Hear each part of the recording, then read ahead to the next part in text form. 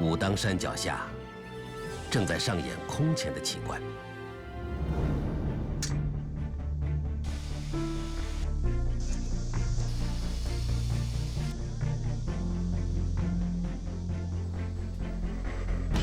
一座庞大建筑将从地平线升起，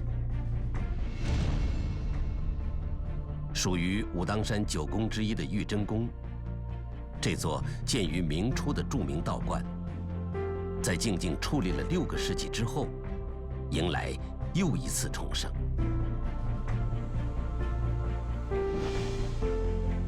这是南水北调中线规模最大的单体文物保护工程，耗资2亿元，仅前期准备就历时3年。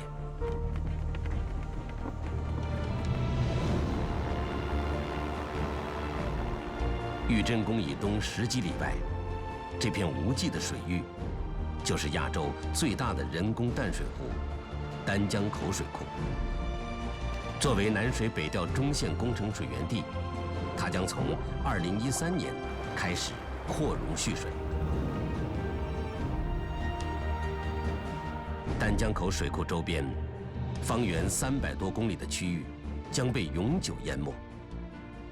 淹没区内，包括玉真宫在内的200余处地上地下文物将何去何从？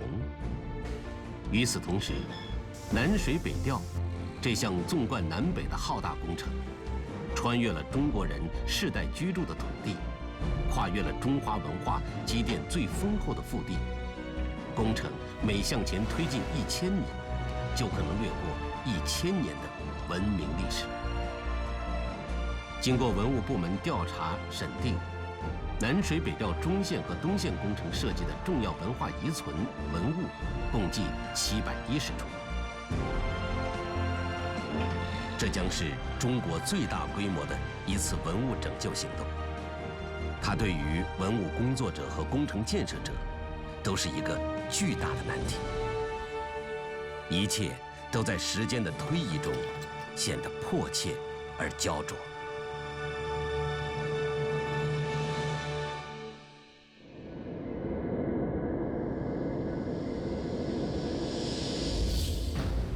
公元1412年，明代航海家郑和接到朝廷诏命，开始组织规模更大的第4次远洋。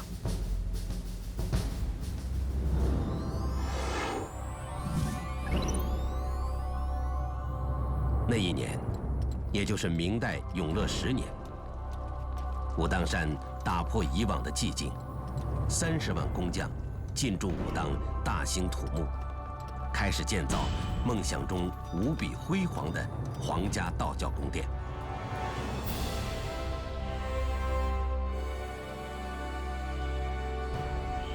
开工13年之后，武当山道教建筑群终于建成，9观、9宫、12亭、36庵堂、39桥梁、72岩庙等33处建筑，绵延70公里，总占地面积160万平方米，超过今天的故宫1倍以上。这些建筑历经600年沧桑，成为人类宝贵的文化遗产。玉真宫名列武当山9宫之一，供奉曾在此隐居修炼的传奇道人张三丰。张三丰又名真仙，玉真宫解释为求玉真仙之意。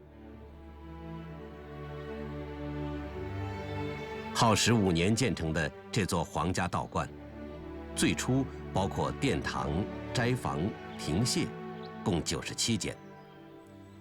明代嘉靖年间，玉真宫扩大到396间，可谓壮阔。到上世纪90年代，留存有庙房33间。门口端坐的这位老者，是玉真宫的守门人，就住在山门对面的街道，和玉真宫朝夕相处。我活到75岁，我们在这住了几辈子了。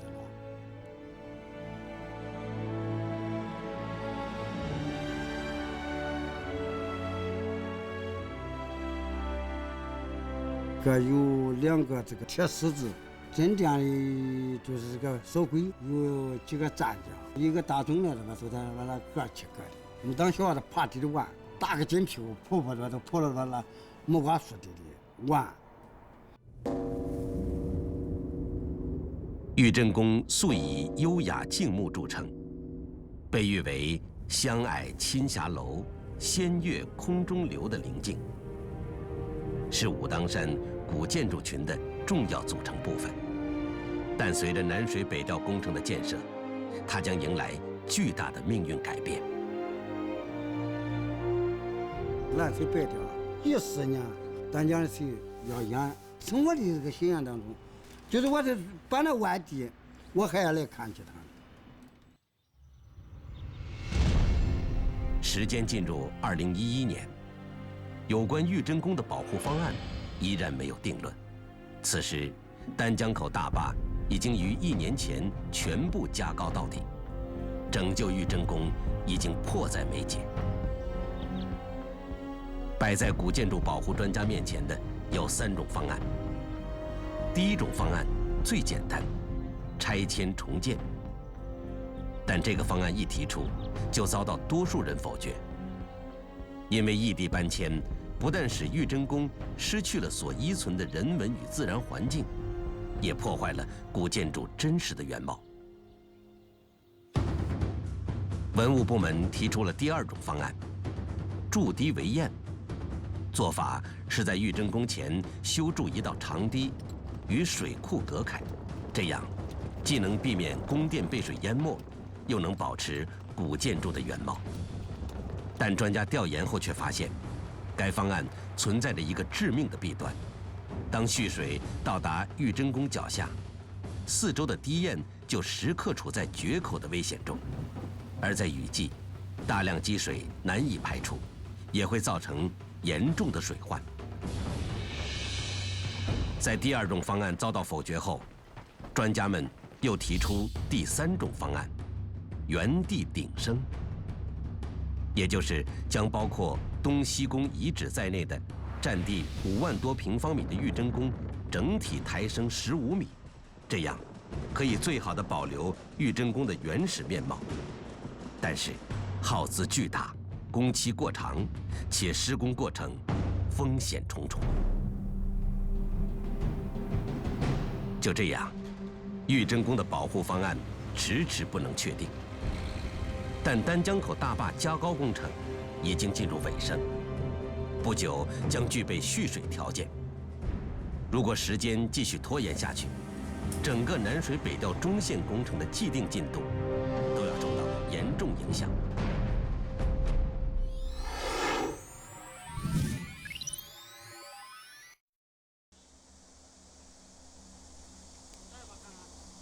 2006年深秋，南水北调文物保护工作已经进行到第2年。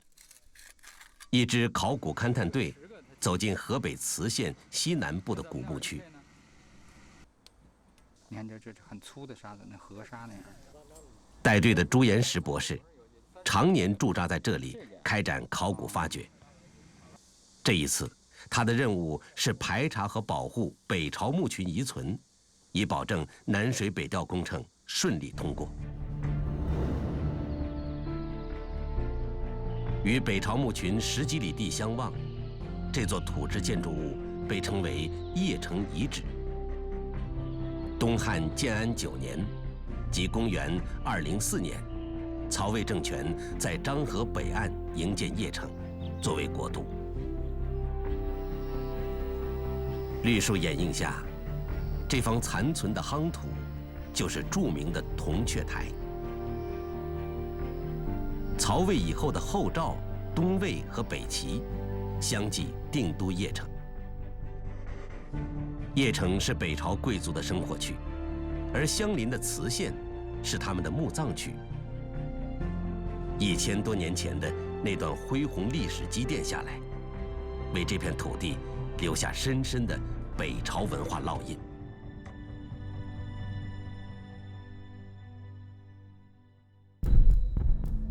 朱延时的考古队传来消息，他们在北朝墓群有了新的发现。这座编号 M003的古代墓葬，恰恰处在未来南水北调中线干区的中心位置，必须进行抢救性发掘。在墓室西侧，考古人员发现了完全朽坏的一棺一椁，棺内有一具人骨，棺椁东侧分布着144件彩绘陶俑。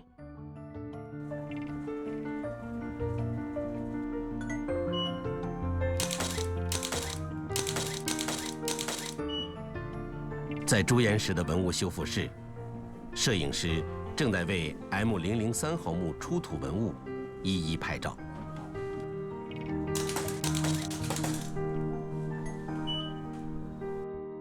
在出土的近200件文物中，以陶器居多。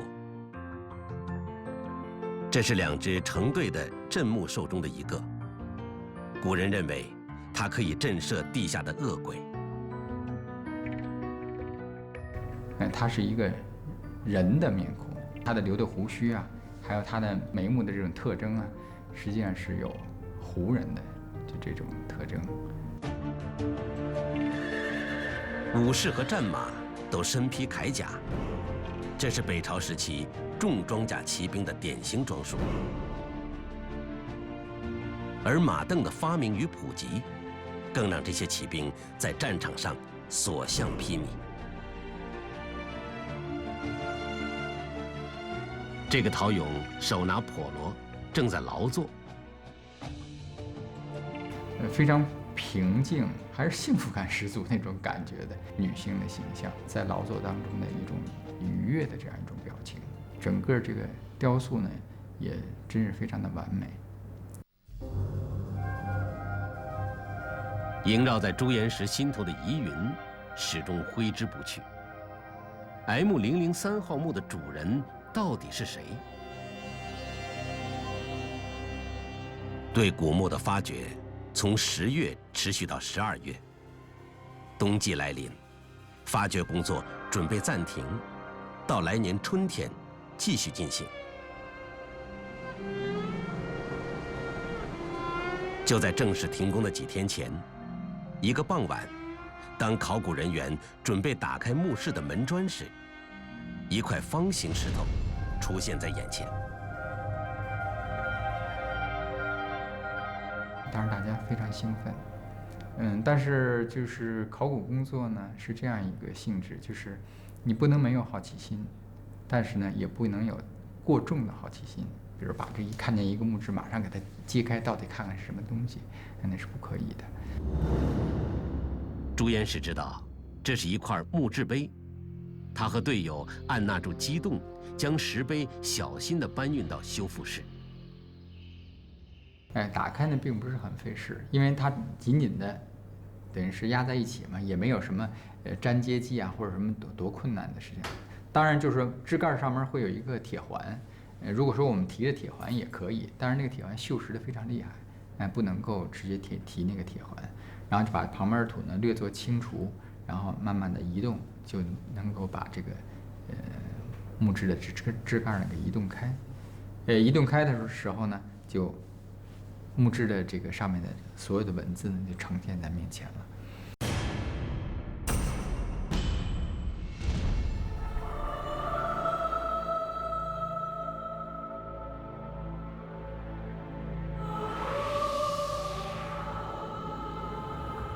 公惠户，字保安，河南洛阳人，世祖太武皇帝之曾孙。根据墓志，墓主人是东魏皇族元护，而世祖太武皇帝正是那位曾灭北燕、北凉而统一北方的北魏太武帝拓跋焘。而历史文献中，迄今还未发现与元护相关的记载。这个人呢，他的这官品呢，到了就是做徐州刺史，他就到了邺城之后，这个就算最高的实职吧，是徐州刺史，所以在当时来说呢，也是一个非常重要的这样一个军事将领。这里是原户墓的原址，经过完整发掘与保护，而今南水北调中线从它的中间穿过。据墓志记载，原户葬于邺都城西、漳河之北黄陵区内。这一重要信息，第一次为东魏与北齐墓区的界限划分提供了明确佐证。至此，这座北朝大墓的身世之谜终于解开。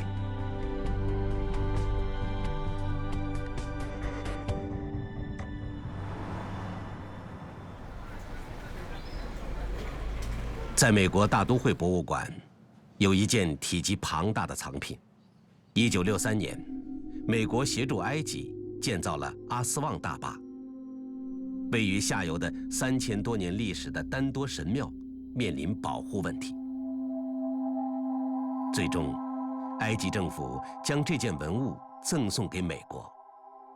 整座神庙装入640个集装箱，运到纽约。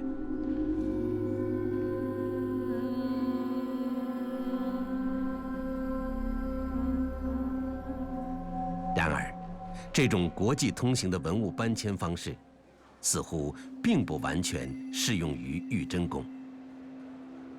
在参考了全球多个文物搬迁案例之后，经过长时间反复探讨，专家们的思路开始向一种新的设计聚拢，将玉真宫的3座宫门原地抬升15米，其余建筑则予以拆卸，待填高土方后，再按原样复建。此前，为古代建筑整体抬升的世界纪录是3米。玉真宫顶升工程开创的高度是前人的5倍。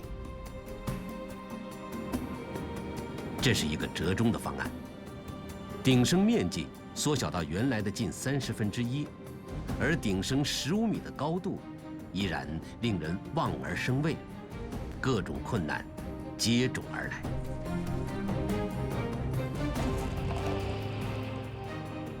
2011年冬天，玉真宫开始大拆，除了未来准备抬升的山门和东西宫门，其余建筑予以拆除。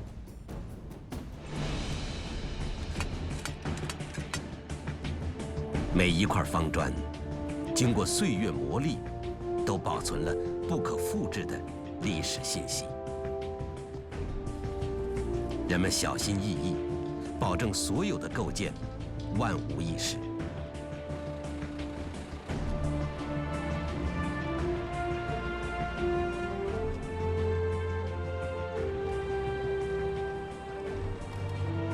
每块石头都有独一无二、精确无误的标记，这关系到3年后玉真宫能否按照原样准确重建。为几百万个建筑构件建立资料库，这是一个庞大的数据工程。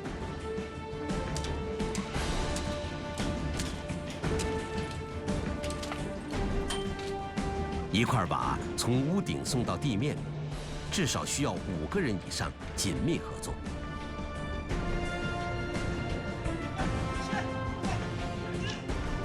玉真宫大殿的主梁重量超过200公斤，为了避免其中设备对文物表面的彩绘造成损害，必须由人工完成拆除。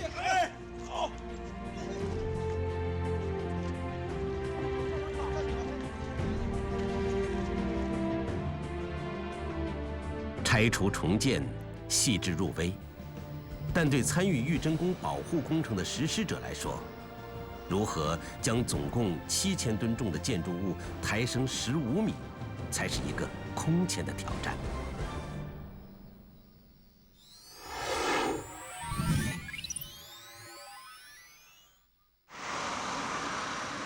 南水北调中线进入河南省新郑市。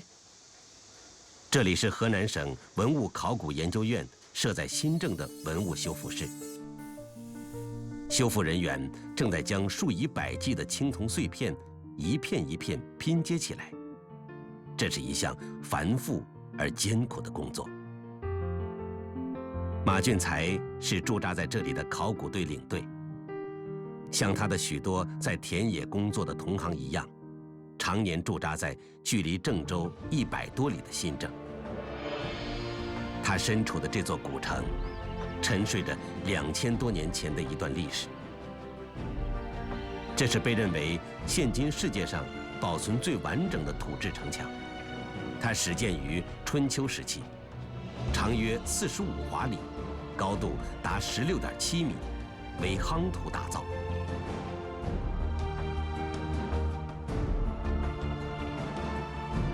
公元前770年，西周结束，原西周治下的郑国，随周平王从陕西东迁至此，建都新郑。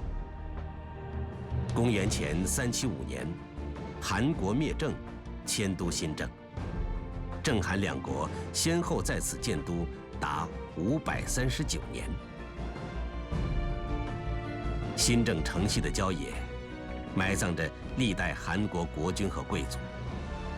韩国曾强盛一时，名列战国7雄，但最终被秦吞灭。6国之中，第1个并入秦的版图。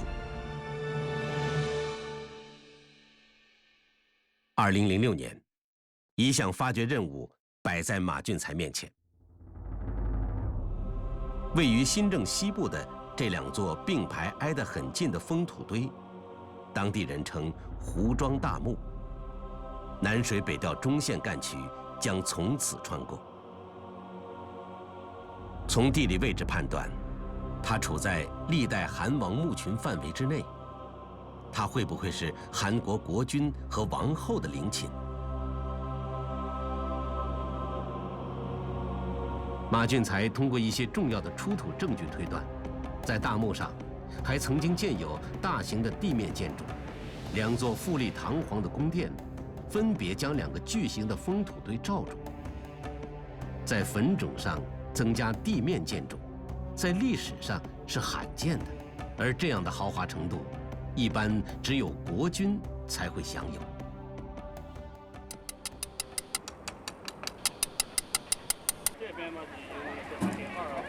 2006年秋季，胡庄大墓开始发掘。不久，2个独立的墓穴重见天日。马俊才为他们做了编号，小的叫1号墓，大的为2号墓。出土的文物既令人兴奋，又令人惋惜。这是一个方壶的盖子，它的身子是被盗墓贼偷走了。如果他不偷走的话，它怎么有这么高啊？这个盖子已经非常重，上面又是这些兽又是有铭文，还有刻画的花纹。身子的话没被盗走的话，它在上面呢，那也是很多的这个铭文的。像如果是能发掘到一个这种方壶这种重器那么就是这一个大墓也就非常过瘾，非常值得了啊！而且这种方壶是每个墓都要出2件的，就给我剩下的这一个重重的方壶盖子。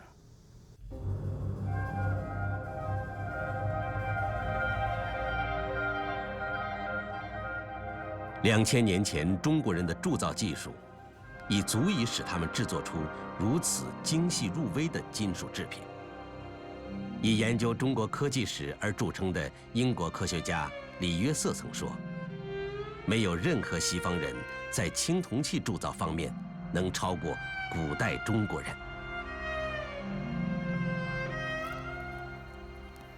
这个很重的青铜器是一个大型圆帐篷的中间那个滑盖顶。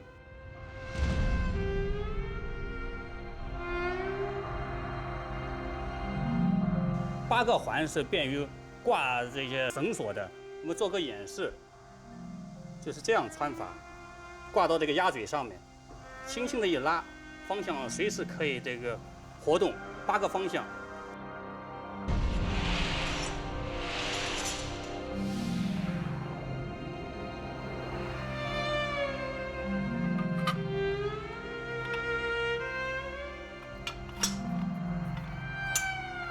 这些青铜构件相互铆合，最终可以组合成一座完整的方丈。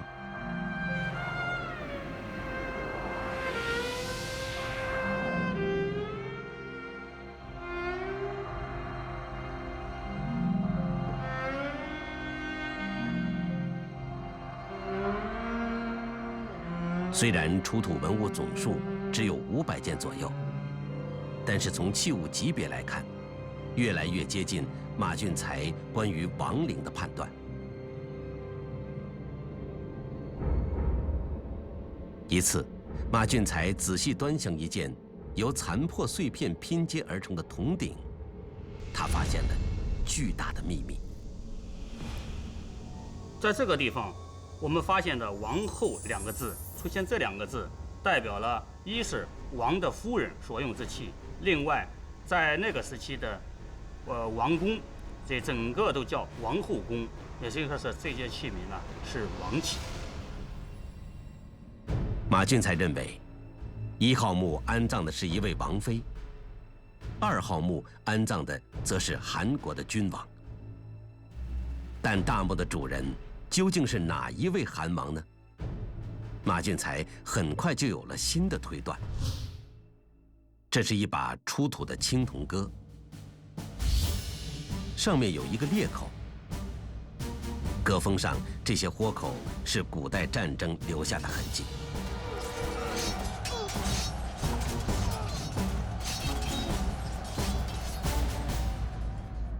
在这把戈的这个部位，我们又发现了6个字。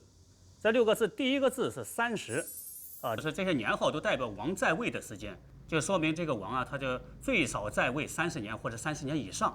那么我们看这把戈的这个形制呢，又像是又是战国晚期。那么战国晚期韩国国王在位超过30年的，那么只有桓惠王一个。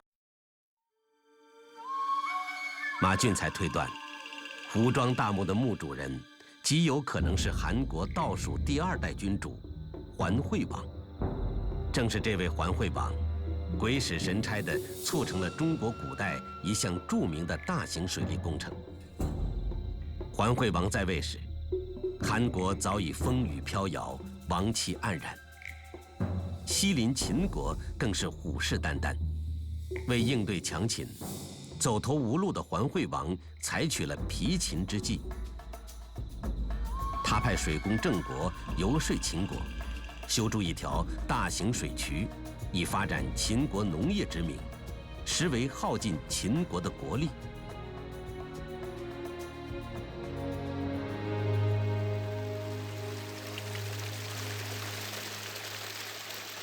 今天的陕西省泾阳县，这条千古名渠依然流淌不息。当年的桓惠王不会想到，正是这条水渠促进了秦国农业大力发展。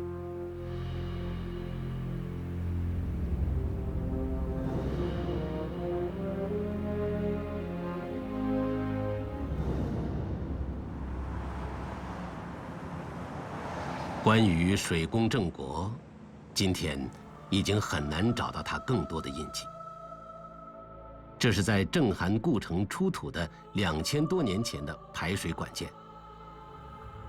那时候的韩国已经有了科学的城市排水系统。这些陶制管件环环精准相扣，呈现出高超的烧制水平。也许只有在这种土壤，才能诞生伟大的水工。而那位桓惠王，在他离世2000多年后，他的名字因为另一项伟大的水利工程而获得重生。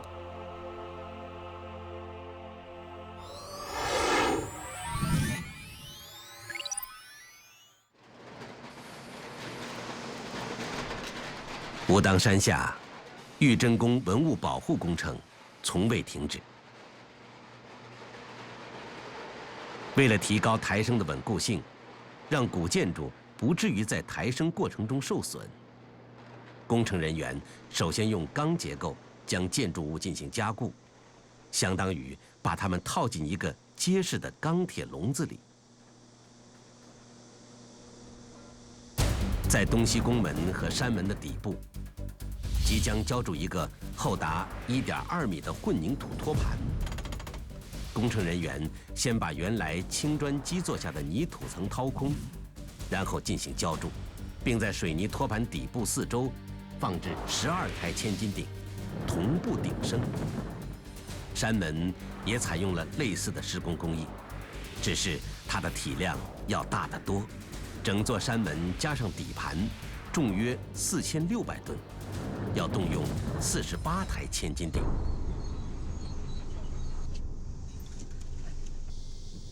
2012年8月1日，玉真宫即将开始鼎盛。边志慧是玉真宫鼎盛工程指挥部副总指挥，他所在的研究机构承接了这项极富挑战的文物工程。几个月来，边志慧一直在武当山与石家庄总部之间奔走。准备好了没？都好了 ，OK， 都好了 ，OK。好，开始回工了啊！好。 12台千斤顶蓄势待发，但是能否成功的顶起，仍是未知。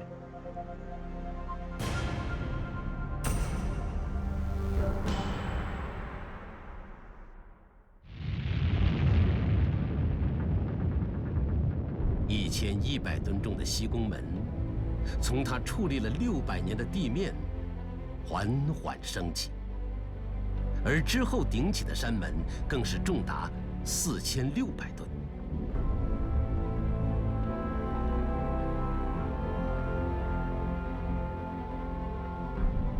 玉真宫平均每天以10几厘米的高度上升。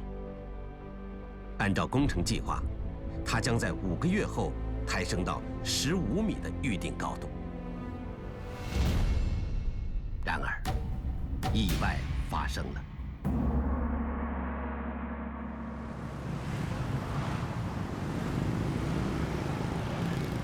2012年8月底的一个午后，边志慧接到来自武当山的电话，鼎盛中的玉真宫出现明显的倾斜，如不加以控制，就有倒塌的危险。一个漏洞，应该说一个小漏洞引发了这次事故。 原来，玉真宫在鼎盛时，工程设计人员忽略了一个微小的技术误差。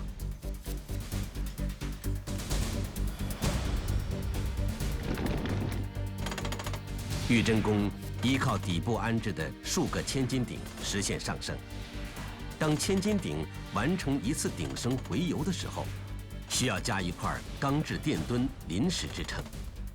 多次高强度加压造成电墩的弹性失调，当它的变形程度超出一定范围，再加上千斤顶本身的水平误差，顶升的循环次数增加，微小的误差累积下来，就会造成整个水平面向某一方向倾斜。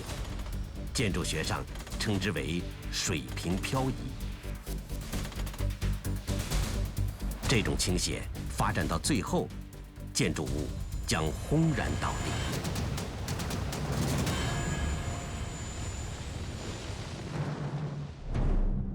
当时是把这个事情想简单了。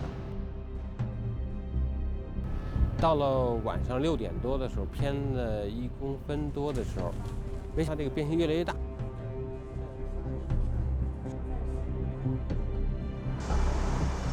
紧急会议从午后开到傍晚。 接下来必定是一个不眠之夜。边志慧命令立即停止顶升，随后他带领技术团队连夜从石家庄赶赴武当山。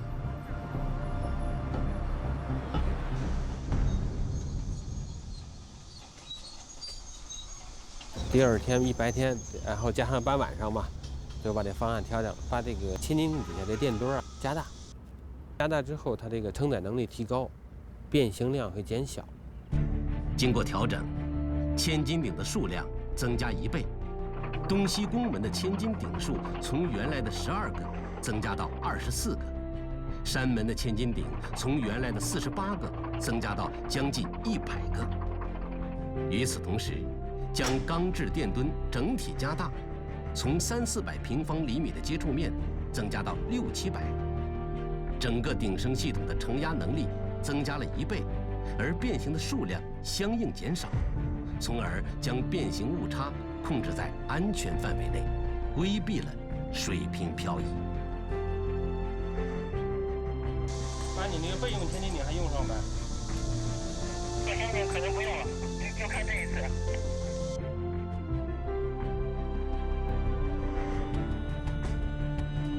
在经历了一场险情之后，玉真宫终于回到它平稳健康的上升轨道。编制会和他的技术团队终于松了一口气。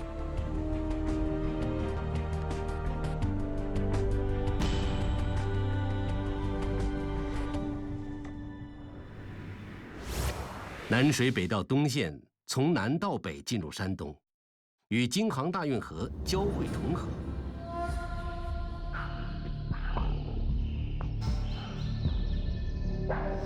这条流淌了1000多年的古老河道，也参与到南水北调的输水任务中来。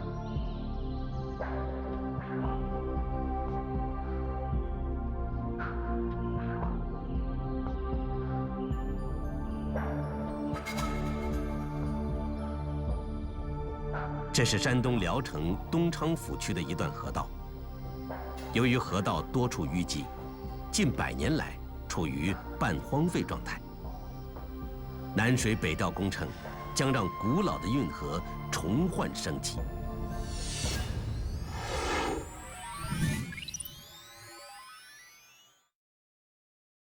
这里曾是大运河上一处重要的船闸——土桥闸。土桥闸建于公元1471年，自明代运行了近500年之后，淹没于厚厚的黄土之中。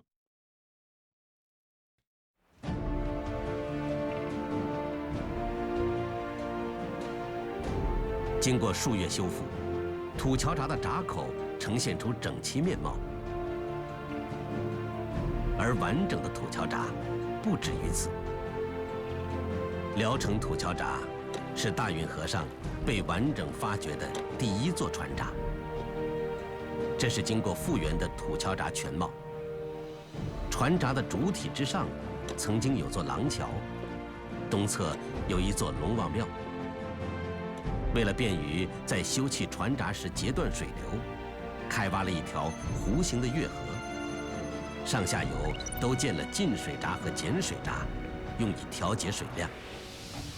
这些设计体现了古代水利建造者的智慧。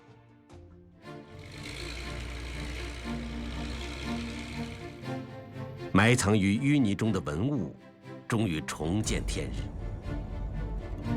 聊城土桥闸共出土明清陶瓷器近1万件，铁器和铜器数千件，另有各类古代生活器物若干。它们汇聚在一起，构成古代运河码头的繁华画卷。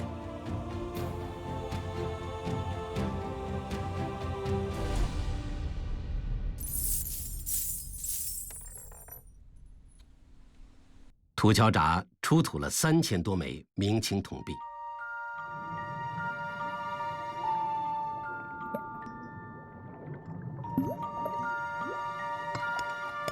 在当时的船码头，舟船行经船闸时，人们会向水中丢一些铜钱，用以寄托平安。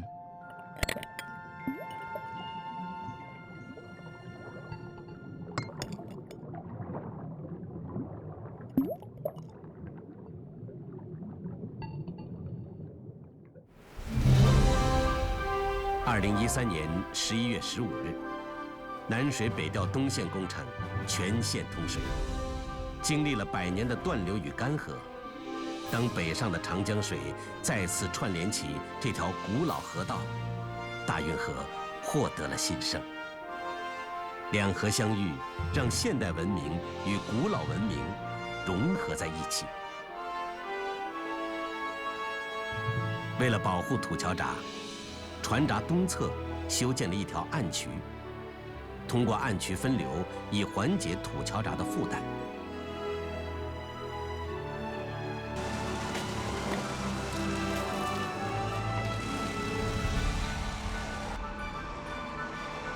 经过5个月交替鼎盛，2013年1月16日，玉真宫顺利达到预定高度，平地升起15米。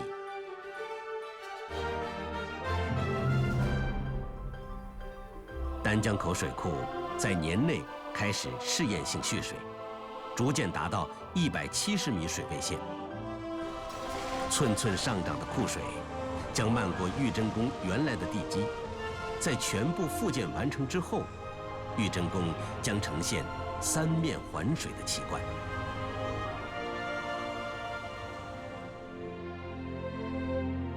大家现在看到的这件器物呢，它是在南水北调工程中出土的一件邢窑白釉瓷器的精品，它出土于内丘县南中佛墓地。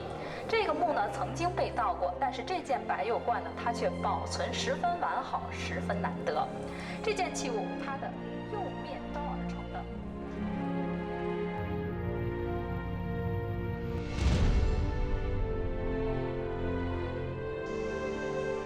先行一步的文物保护工作，为工程建设的顺利实施提供了保证，而工程建设为重要文物让路改线的设计也为数众多。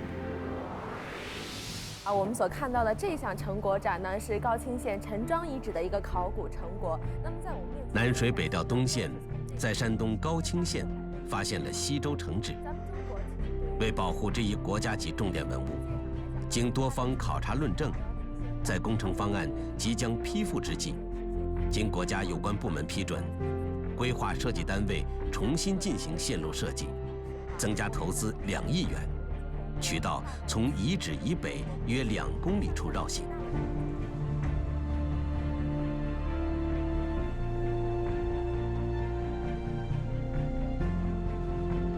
南水北调文物保护工程从2005年全面展开，迄今历时9年，各项后续工作仍在延续中，包括古人类与古生物、古文化遗址、古墓群及各类地面遗存等710处文物得以妥善保护。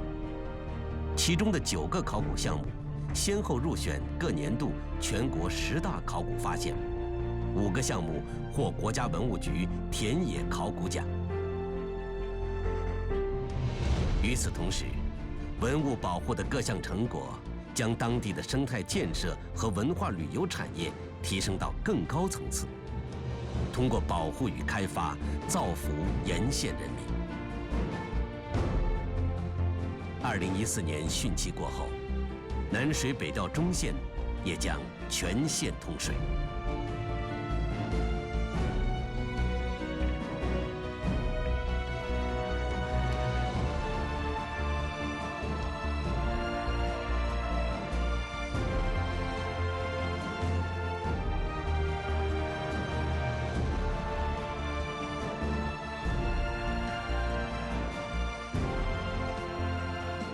当清水滚滚北上，这些即将沉没的国家宝藏得以重生，得到永恒的守护。